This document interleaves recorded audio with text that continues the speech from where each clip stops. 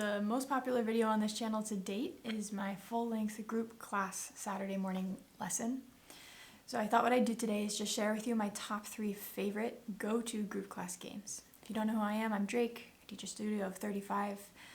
Suzuki teaching can be really isolating, so I make these videos to give you a transparent look at my studio with the hope that you'll do the same and make this community just a little bit closer together. First favorite group class game, I use it constantly, is some version of passing something around the circle. And you can do this at every possible level. Most recently in a mixed level, no instrument beginner group class, we did this with passing like puffball pom-poms around the circle with our instrument hand and changing the fingers that we were using and keeping it round shape the whole time. Maybe with an older group, I would practice with a stuffy, but passing it on the beat around the circle. With an older group of people, we might practice like passing the notes of twinkle or perpetual motion or a scale around the circle. And then finally, at a very advanced level, you could even just do a phrase or a figure, a certain bow technique, and pass it around the circle.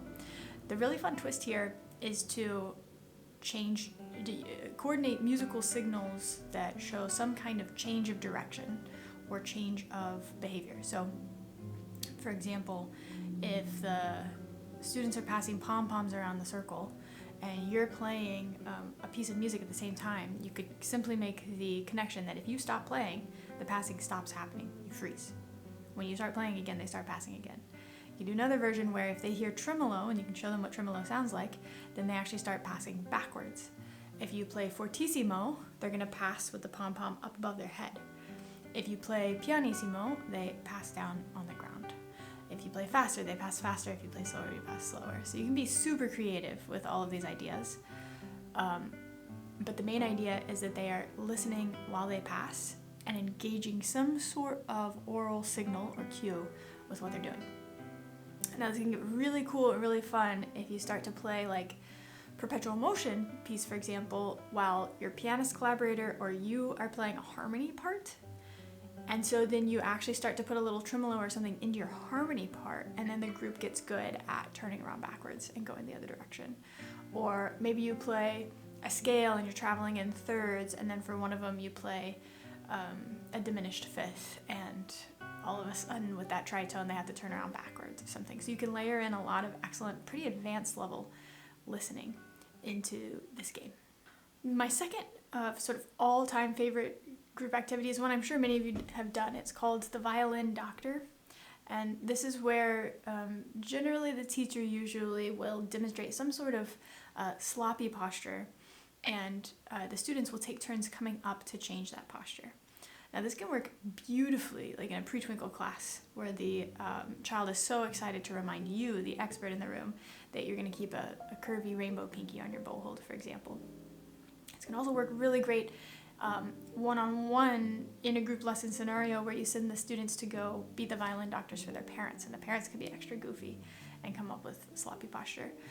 But don't ignore it for the potential for intermediate and advanced level as well.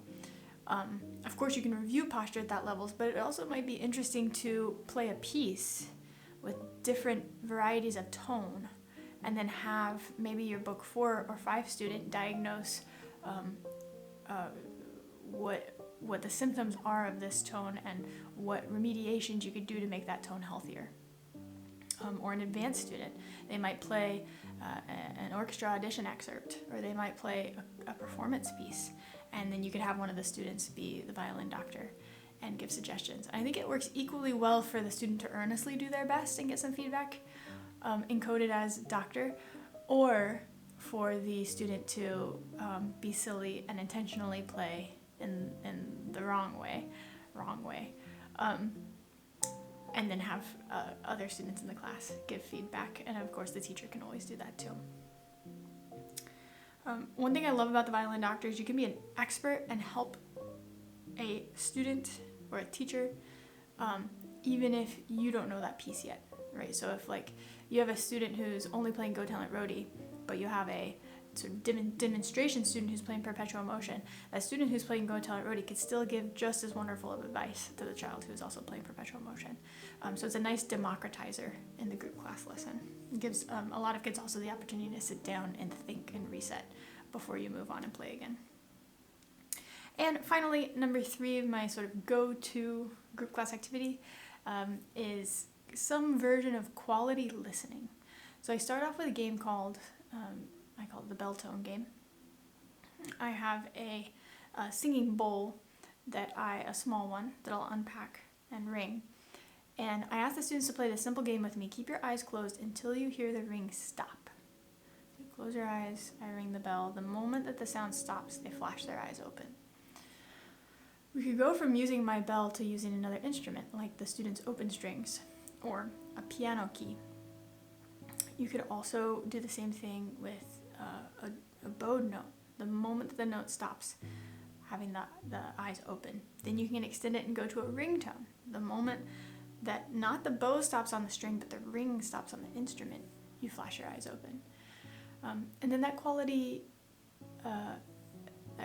could extend even more to something fascinating like vibrato width and depth, or weight of the bow, or a variety of tone color, going from close to the bridge over to the fingerboard. Have the whole class keep their eyes closed until the moment that the vibrato stops happening, for example. So you can get them really attuned to these fine level details. The other thing that I love about this is that it works for listening to an individual play, but it also works for a group. So you could have everybody play a chorus from Judas Maccabeus, ask your students to play with vibrato on every note. And the moment that a single person notices that the vibrato has stopped, they flash their eyes open. And the goal here is not necessarily to play with vibrato on every note. The goal is to notice that it didn't happen, right? And that's the key, that we are rewarded for noticing all at the same time rather than doing the instructions on purpose. Attention and awareness, that's the key to the game. All right, so I hope that you can incorporate these 3 sort of MVP games into your own group class teaching. I love having things in my back pocket that could work with any student at any level, and I think all 3 of these do. And I would feel comfortable walking into any group class in the whole wide world, at any institute, any brand new studio, or even my own Saturday morning classes, and teach one of these and know not only that they're going to have an amazing time doing it, but they're going to learn something really special by playing these games. All right. I am not a registered Suzuki teacher trainer, but I am just so geeky and fascinated about these Suzuki teaching concepts. If you're interested in stuff like this too, I highly recommend that you check out some more Suzuki teacher training, which you can find on the SAA website, and I'll link in the description below. Have a good one.